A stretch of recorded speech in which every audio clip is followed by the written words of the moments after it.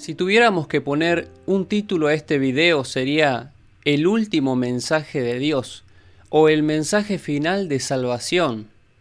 A lo largo de la historia Dios llamó la atención de su pueblo cuando éste quebrantaba algún punto de la ley y cuando de esa manera se estaba separando espiritualmente de Dios. El mensaje de gracia de parte de la Biblia, de parte de Dios, se sigue oyendo una y otra vez. Cada día la misericordia de Dios se hace patente y sus llamados al arrepentimiento para con los perdidos se puede oír en voz alta de parte de los mensajeros del Señor. Pero un día, según la palabra de Dios, habrá un último llamado, una última invitación de parte de Dios para que los que viven en el error salgan de él. El último mensaje de parte de Dios se encuentra en Apocalipsis capítulo 18, en los primeros versículos. Del 1 al 4 vamos a leer.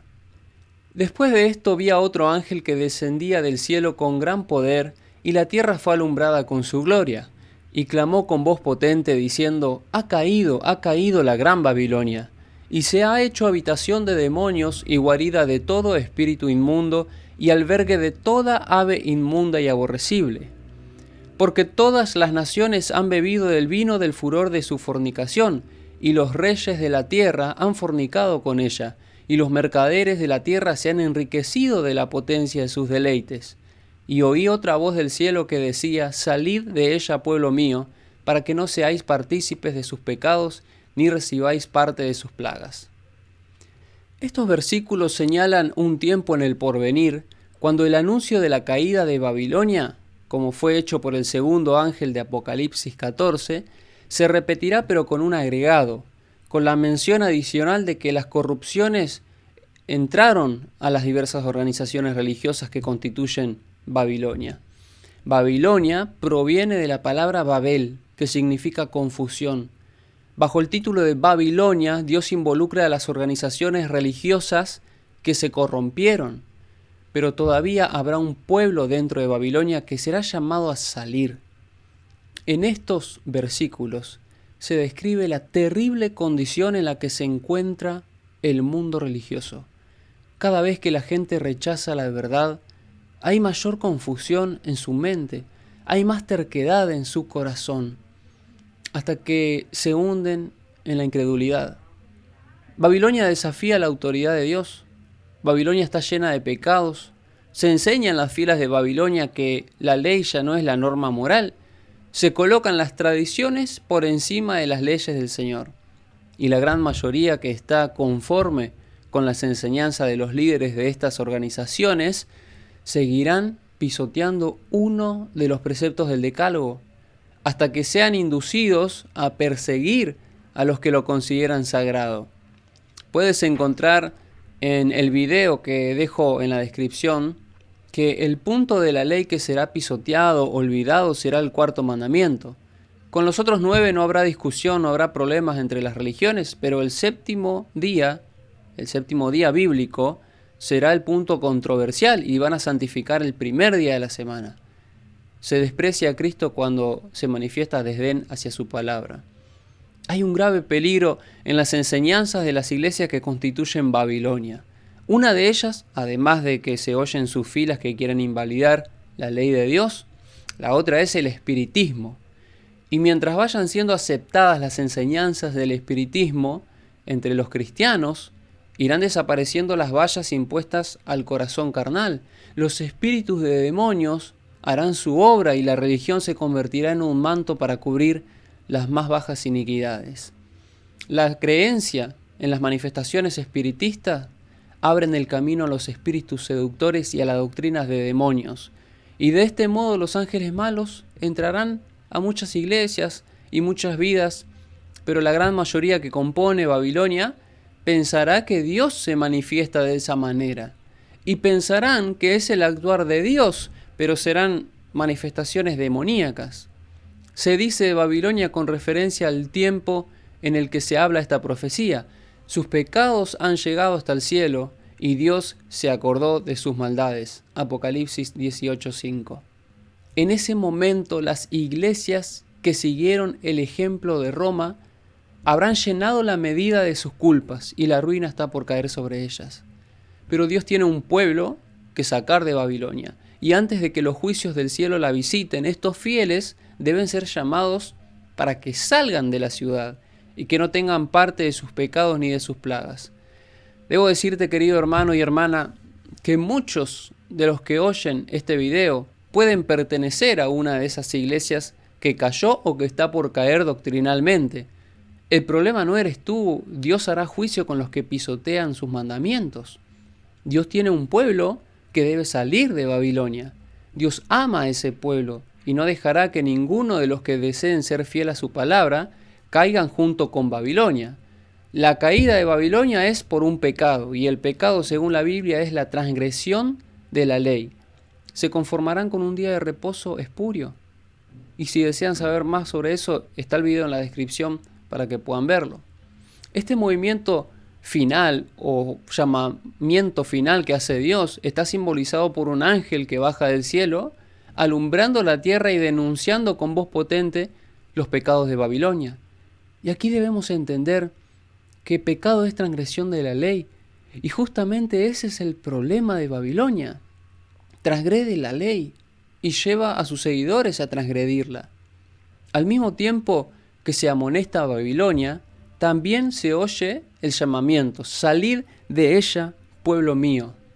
Estas declaraciones, unidas al mensaje del tercer ángel, constituyen la amonestación final que se debe dar a los habitantes de la tierra. Terrible será la crisis que llegará al mundo. Saben que se unirán los poderes de la tierra para hacer la guerra a los que guardan los mandamientos de Dios, tal como Satanás mismo lo hace.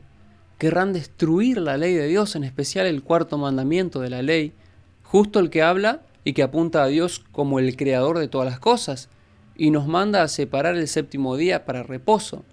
Según Apocalipsis 13, decretarán que todos los hombres, pequeños y grandes, ricos y pobres, libres y siervos, se conformen a las costumbres de la iglesia y observen un día de reposo falso.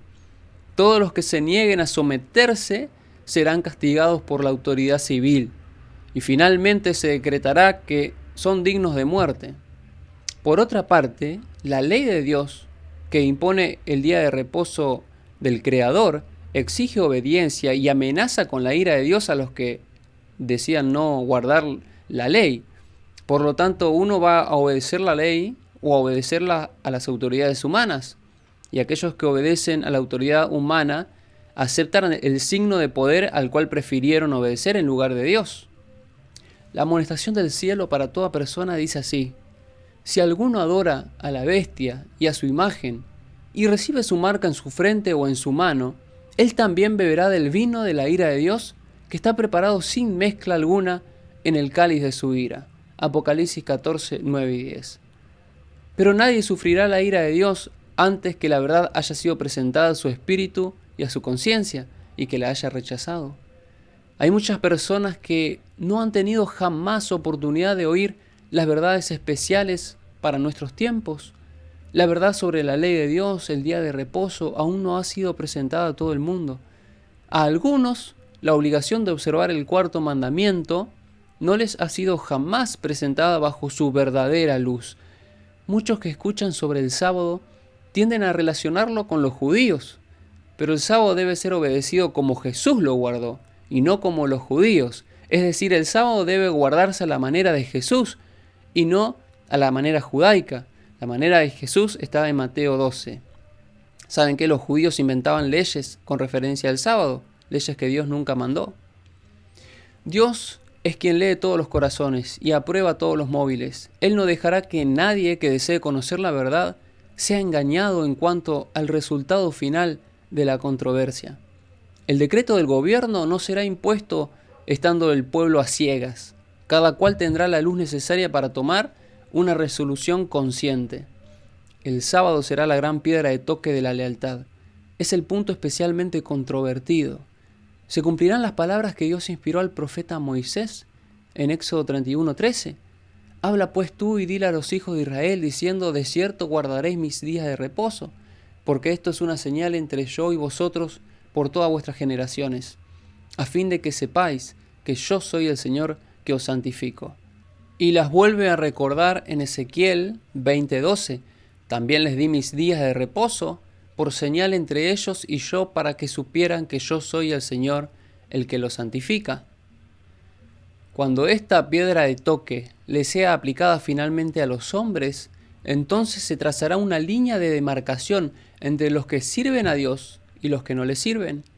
Mientras la observancia del falso día de reposo, el domingo, será una declaración de obediencia a un poder que está en oposición a Dios, Babilonia, la observancia del verdadero día de reposo, el sábado, en obediencia a la ley de Dios, será la señal evidente de la lealtad al Creador.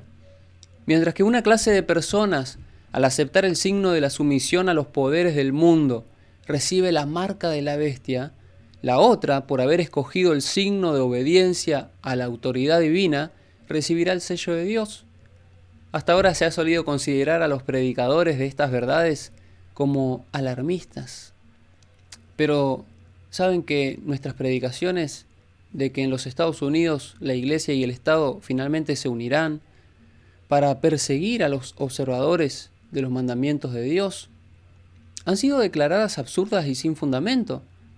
Pero se ha declarado osadamente que ese país nunca podría dejar de ser lo que ha sido, el defensor de la libertad religiosa. Pero a medida que se va agitando más ampliamente la cuestión de la observancia obligatoria del domingo, como lo he visto aquí en Argentina, se va a acercarse la realización del acontecimiento hasta ahora tenido por inverosímil, y el tercer ángel producirá un efecto que no habría podido producir antes. En cada generación Dios envió siervos suyos para reprobar el pecado tanto en el mundo como en la iglesia. Pero los hombres desean que se les digan cosas agradables al oído y no gustan de la verdad clara y pura. Muchos reformadores, al principar su obra, resolvieron proceder con gran prudencia al atacar los pecados de la iglesia y de la nación. Esperaban que mediante el ejemplo de una vida cristiana y pura llevarían de nuevo al pueblo a las doctrinas de la Biblia, pero el Espíritu de Dios venía sobre ellos como había venido sobre Elías, impeliéndole a censurar los pecados de un rey malvado y de un pueblo apóstata. No pudieron dejar de proclamar las declaraciones terminantes de la Biblia que habían titubeado en presentar antes. Se vieron forzados a declarar diligentemente la verdad y señalar los peligros que amenazaban a las almas. Sin temer las consecuencias, pronunciaban las palabras que el Señor les ponía en la boca, y el pueblo se veía constreñido a oír la amonestación. Así también será proclamado el mensaje del tercer ángel. Cuando llegue el tiempo de hacerlo con el mayor poder, el Señor obrará por conductos humildes, dirigiendo el espíritu de los que se consagren a su servicio. Los obreros serán calificados más bien por la unción del Espíritu Santo que por la educación que recibieron en institutos de enseñanzas. Habrá hombres de fe y de oración que se sentirán impelidos a declarar con santo entusiasmo las palabras que Dios les inspire. Los pecados de Babilonia serán denunciados. Los resultados espantosos de la imposición de las observancias de la Iglesia por la autoridad civil, las invasiones del espiritismo, los progresos secretos pero rápidos del poder papal, todo será desenmascarado. Estas solemnes amonestaciones conmoverán al pueblo y miles de personas que nunca habrán oído palabras semejantes las escucharán. Admirados y confundidos, oirán el testimonio de que Babilonia es la iglesia que cayó por sus errores y sus pecados, porque rechazó la verdad que le fue enviada del cielo. Cuando el pueblo que se halla en Babilonia acuda a sus líderes para preguntarles, ¿son estas cosas así? Los ministros pronunciarán fábulas, profetizarán cosas agradables para calmar los temores y tranquilizar las conciencias despertadas. Pero como muchas personas no se contentan con las opiniones de los hombres y exigen un positivo, así dice Jehová, o piden un escrito está, los ministros populares como los fariseos de antaño, airándose al ver que se pone en duda su autoridad, denunciarán el mensaje como si viniese de parte de Satanás y los van a incitar a las multitudes a que persigan a aquellos que guardan los mandamientos de Dios. Satanás se pondrá alerta porque verá que la controversia se extiende a nuevos campos y que la atención del pueblo es dirigida a la pisoteada ley de Dios. El poder que acompaña a la proclamación del mensaje desesperará a los que se oponen. El clero hará esfuerzos casi sobrehumanos para sofocar la luz por temor a que alumbre a sus rebaños. Por todos los medios a su alcance, los ministros tratarán de evitar toda discusión sobre estas cuestiones vitales. La Iglesia apelará al brazo poderoso de la autoridad civil, y en esta obra los papistas y los protestantes caídos irán unidos. Cuando uno presenta los mandamientos de Dios, todos tienen dos caminos por tomar: seguir la obediencia o tomar el camino que no agrada a Dios. Muchos de los que oyeron a Jesús, que Jesús es el Señor del sábado, corrieron a sus líderes a preguntarles por qué le enseñaron que Dios mandó a santificar el domingo. Pero los líderes de estas denominaciones quedaban callados y luego pronunciaban que esa doctrina venía de alguna secta y no de la Biblia. Al paso que este movimiento en favor de la imposición del domingo se vuelve más audaz y decidido, las leyes de los países serán en contra de los que observen los mandamientos de Dios. Se los amenazarán con multas, encarcelamientos, a algunos se les ofrecerá puestos de influencia y otras ventajas para inducirlos a que renuncien a su fe, pero su respuesta constante será la misma que la de Lutero: prueben nuestro error con la Biblia. Los que serán llevados ante los tribunales defenderán enérgicamente la verdad, y algunos de los que oigan serán inducidos a guardar todos los mandamientos de Dios. Así la luz llegará ante millares de personas que de otro modo no sabrían nada sobre estas verdades. A los que obedezcan con toda conciencia a la palabra de Dios, se los tratará como rebeldes. Cegados por Satanás, los padres y las madres serán duros y severos para con sus hijos creyentes.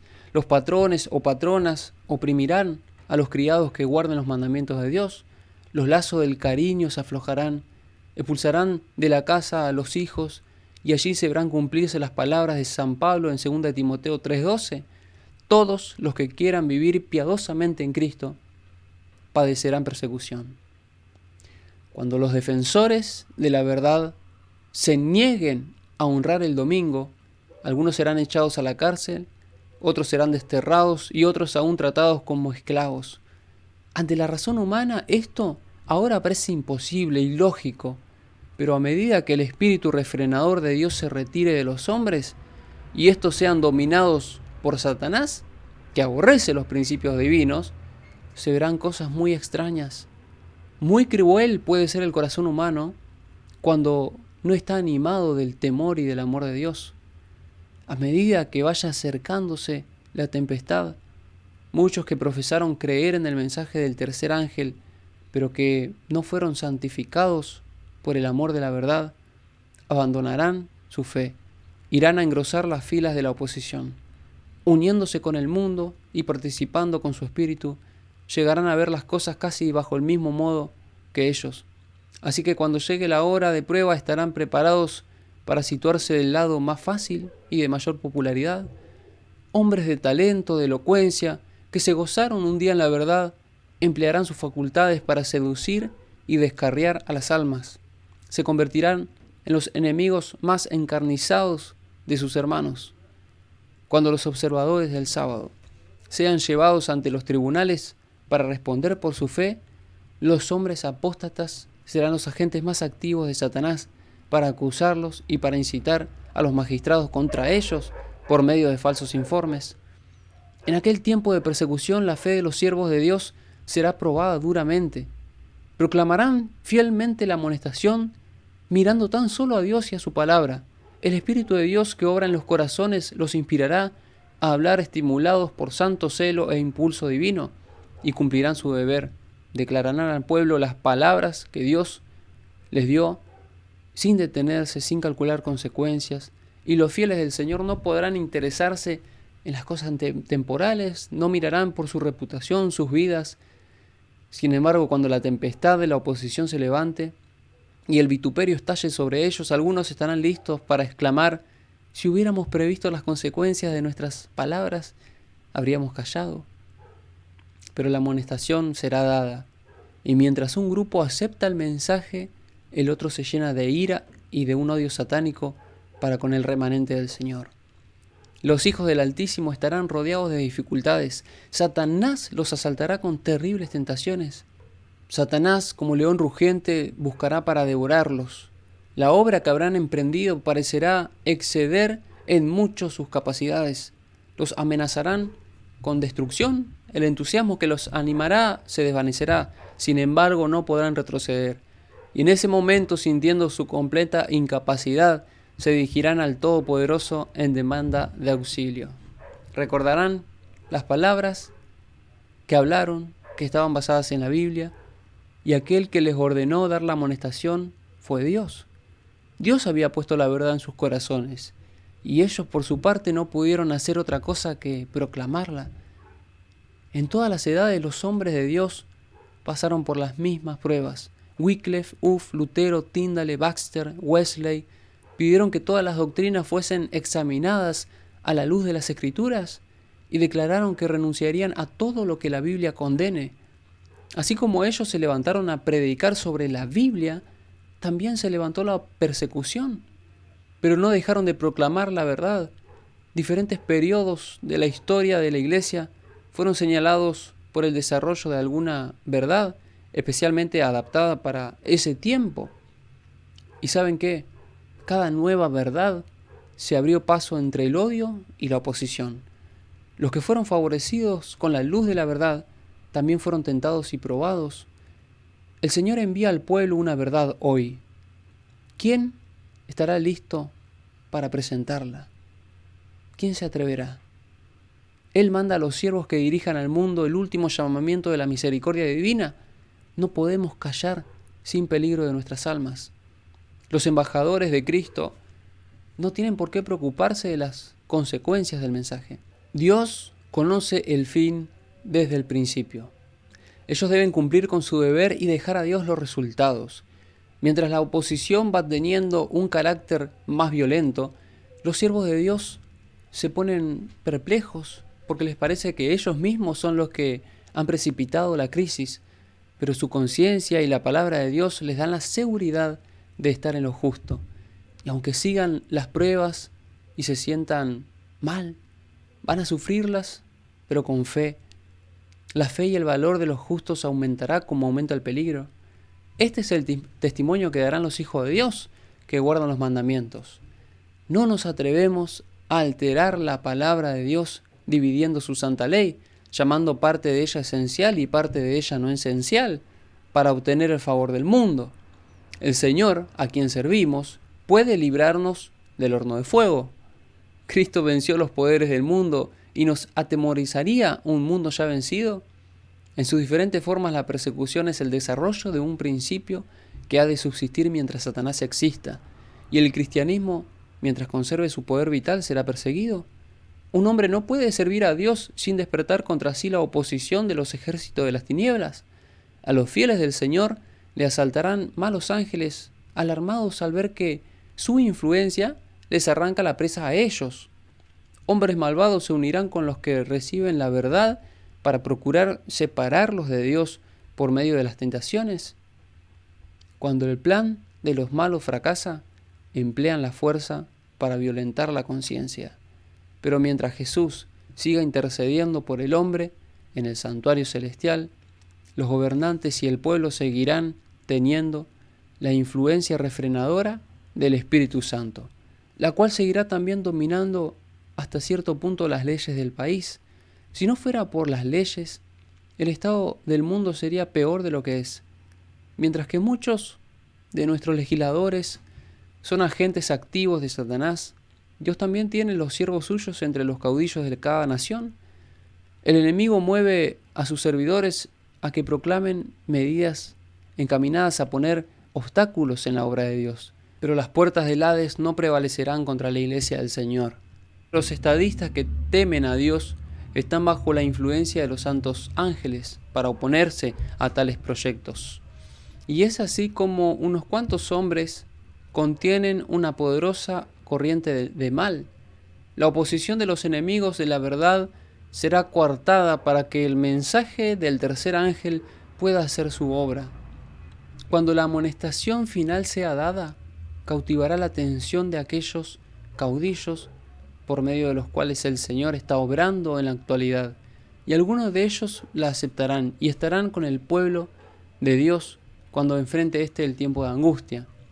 El ángel que une su voz a la proclamación del tercer ángel alumbrará toda la tierra con su gloria, dice la palabra. Así se predice una obra de alcance universal y de poder extraordinario. El movimiento que hubo en el mundo religioso entre los años 1840, 1844, fue una manifestación del poder divino. El mensaje del primer ángel fue llevado a todas las estaciones misioneras de la tierra y en algunos países se distinguió por ser el mayor interés religioso que se haya visto en cualquier país desde el tiempo de la Reforma del siglo XVI, cuando Dios utilizó a sus fieles, especialmente a Lutero. Pero todo esto será superado por este mensaje. Este mensaje va a iluminar el mundo entero. Bajo la proclamación de la amonestación final, esta obra será semejante a la que se realizó en el día del Pentecostés. Como la lluvia temprana fue dada en el tiempo de la efusión del Espíritu Santo al principio del ministerio evangélico, para hacer crecer la preciosa semilla del Evangelio, así será la lluvia tardía al final de dicho ministerio para madurar la cosecha de Dios. Como dice la palabra de Dios, y conoceremos y proseguiremos en conocer a Jehová, como el alba está aparejada a su salida, y vendrá a nosotros como la lluvia tardía y temprana a la tierra. Oseas 6:3. También en Joel 2:23 se nos dice: vosotros también, hijos de Sión, alegraos y gozaos en Jehová vuestro Dios, porque os ha dado la primera lluvia arregladamente, y hará descender sobre nosotros lluvia temprana y tardía como al principio. Y serán los postreros días, dice el Señor, derramaré mi espíritu sobre toda carne, y será que todo aquel que invocare el nombre del Señor será salvo. Hechos 2:17-21. La gran obra de evangelización no terminará con menor manifestación de poder que la que señaló el principio de ella. Las profecías que se cumplieron en tiempo de la efusión de la lluvia temprana al principio del ministerio evangélico deben volverse a cumplir en el tiempo de la lluvia tardía, al fin del dicho ministerio. Estos son los tiempos de refrigerio del que hablaba el apóstol Pedro cuando dijo: así que arrepentíos y convertíos para que sean borrados vuestros pecados, pues que vendrán los tiempos del refrigerio de la presencia del Señor, quien enviará a Jesucristo. Hechos 3:19-20. Vendrán siervos de Dios con semblantes iluminados y resplandecientes por su santa consagración, y se apresurarán de lugar en lugar para proclamar el mensaje celestial. Miles de voces predicarán el mensaje por toda la tierra, se realizarán milagros, los enfermos sanarán, y signos y prodigios seguirán a los creyentes. Satanás también efectuará sus falsos milagros, al punto de hacer caer fuego del cielo, dice la palabra de Dios en Apocalipsis 13:13. Es así como los habitantes de la tierra tendrán que decidirse en pro o en contra de la verdad. El mensaje no será llevado a cabo tanto con argumentos, sino por medio de la convicción profunda inspirada por el Espíritu Santo. Los argumentos serán presentados, sembrada estará la semilla, y brotará y dará sus frutos. Las publicaciones distribuidas por los misioneros ejercerán su influencia. Sin embargo, muchos que fueron impresionados por la verdad no han entendido la verdad por completo o no la obedecieron. Pero en aquel momento los rayos de la luz bíblica penetrarán por todas partes. La verdad aparecerá en toda su claridad y los sinceros hijos de Dios romperán las ligaduras que los tenían sujetos al pecado. Los lazos de la familia y las relaciones de la iglesia serán impotentes para detener a aquellos que quieran conocer la verdad. La verdad será más preciosa que cualquier otra cosa. Y a pesar de que los poderes se coligan contra la verdad, un sinnúmero de personas se alistarán en las filas del Señor. Pronto llegaremos a ese momento. Pronto el Espíritu de Dios se derramará sobre toda carne. Y esta será una bendición, y es una bendición, que debe comenzar hoy mismo en tu vida. El descenso del Espíritu Santo puede ser hoy mismo. Este mensaje que alumbrará toda la tierra puede comenzar hoy mismo. Espero que Dios te use poderosamente para sacar a un pueblo de Babilonia y que miles puedan conocer la verdad bíblica por tu influencia. Que Dios te bendiga grandemente.